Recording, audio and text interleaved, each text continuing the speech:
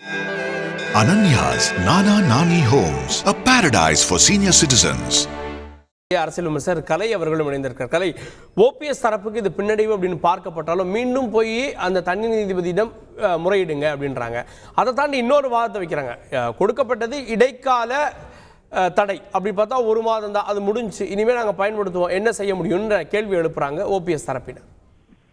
இல்ல, இடைக்கால தடைன்னு போட்டதுனால இவங்க மேல்முறையீடு போயிருக்க கூடாது. போகாம 30 நாள் முடிஞ்சோன்னு இவங்க பயன்படுத்துவோம்னு சொன்னா அதுல நியாயம் இருக்குது. மேல்முறையீடு போய் கொடுக்கப்பட்ட தடையை நீக்க முடியாது, அது தொடருதுன்னு அர்த்தம். அப்படின்னா அந்த தடை தொடரும் நீதிபதிகள் சொல்றாங்க. நீங்க வேணும்னா அதை திரும்பவும் அந்த தனி நீதிபதிகிட்ட தான் போகணும், முறையிடணும் அப்படின்னு சொல்லிட்டாங்க. அதனால ஓபிஎஸ் அவர்கள் தொடர்ச்சியா ஒரு எல்லை இல்லாமல் போயிட்டே இருக்கிறாரு. ஏன்னா அவர் அவரை நீக்கினது, கட்சியிலிருந்து நீக்கினது, பொதுக்குழு நீக்கினது, அது தீர்மானம் செல்லுன்னு சொல்லி உச்ச நீதிமன்றம் வரைக்கும் போய் முடிவாகி போச்சு. கட்சியில இல்லாதவங்க, அவரும் அவர் கூட இருக்கிறவங்களும் எப்படி சின்னத்தை அதையெல்லாம் பயன்படுத்த முடியும்? கட்சியினுடைய அடையாளங்களை எப்படி பயன்படுத்த முடியும்? பேசிக்கான கொஸ்டின். அவங்க கட்சியில இல்ல, நீக்கப்பட்டவங்க, அதை உச்ச நீதிமன்றம் வரைக்கும் ஏற்றுக்கொள்ளப்பட்டது. எப்படிங்க அவங்க கட்சியினுடைய அடையாளங்களை அவங்க பயன்படுத்த முடியும்? சின்ன விஷயம், இது கூட அவங்களுக்கு புரியல. அடிப்படை வழக்கு இருக்கு அப்படின்றாங்களே சார். அந்த வழக்குல தீர்ப்பு வர வரைக்கும், அடிப்படை வழக்குல தீர்ப்பு வர வரைக்கும், உச்ச நீதிமன்றத்தில் மேல்முறையீடு செய்த வழக்கு தீர்ப்பு வர்ற வரைக்கும் இந்த தீர்ப்பு தான் செல்லும். அது வரைக்கும் இதை அவர் கடைபிடித்து தான் ஆக வேண்டும்.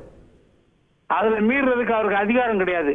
நீங்க அப்பீல் போனீங்க, உச்ச நீதிமன்றம் உங்களுக்கு ஏதாவது நிவாரணம் கொடுத்திருக்குதா கேட்டீங்க, நிவாரணம் கேட்டாங்க, இடைக்கால நிவாரணம் கேட்டாங்க. அவங்க உயர் நீதிமன்ற பெஞ்ச் கொடுத்த தீர்ப்புக்கு நாங்க தடை விதிக்கிறோம்னு சொன்னாங்களா? சொல்லாத போது அந்த அந்த தீர்ப்பு செல்லுபடியாகும்ல, அது அமலில் இருக்குல்ல. அப்படி இருக்கும்போது அதை ஒட்டி தான் தேர்தல் ஆணையமும் நடவடிக்கை எடுத்திருக்குது, அங்கீகாரம் கொடுத்திருக்கு அவங்களுக்கு. அது தற்காலிகமாக இருந்தாலும் தற்காலிக அந்த ஆணைகளை இவங்க மதிக்கணும்ல. இவங்க அதை மீறி எப்படி செயல்பட முடியும்? இறுதி தீர்ப்பு வர்ற வரைக்கும், அது இவங்களுக்கு சாதகமா வர்ற வரைக்கும் இவங்க காத்துட்டு இருக்கணும். அதை விட்டுவிட்டு நான் மக்களை சந்திப்போம் சொல்லிட்டு மக்களை சந்திக்கிறதுக்கு பயப்படுறாரு. அங்கே மக்கள் மத்தியில் செல்வாக்கு இல்லை.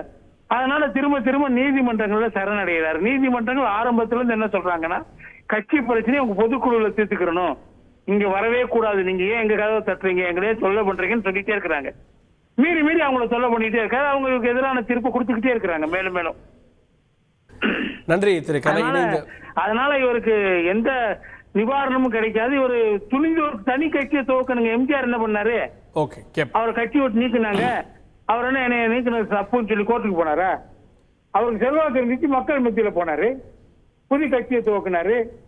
அதான இவரு செய்யணும். மக்கள் செல்வாக்கு, தொண்டர்கள் செல்வாக்கு இருக்குன்னா இவர் அதுதானே செய்யணும். ஏன் அந்த அதே பிடிச்சிட்டு நீதிமன்றங்களுக்கே போயிட்டு இருக்கிறாரு? மக்கள் மன்றத்தை சந்திப்பேன்னு சொல்றாரு, போக மாட்டேங்கிறாரு. மாவட்டத்துக்கு ஒரு பொதுக்கூட்டம் நடத்துறேன்னா நடத்தல. அது காஞ்சிபுரத்தில் நடத்தினார் முதல் கூட்டம், அதே பிசுபிசுத்து போச்சு. அதனால மேற்கொண்டு அதை செய்யல. இப்ப சுற்றுப்பயணம் போயிட்டு இருக்காரு, பேரணி நடத்த போறேங்கிறாரு.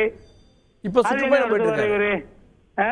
இப்போ மாவட்டம் தோறும் சுற்றுப்பயணம் போயிட்டு இருக்காரு சார். தொடர்ந்து நடந்துட்டு போறாருங்க. என்ன அது அது வரிசையா தொடர்ந்து செய்வாரா அவரு?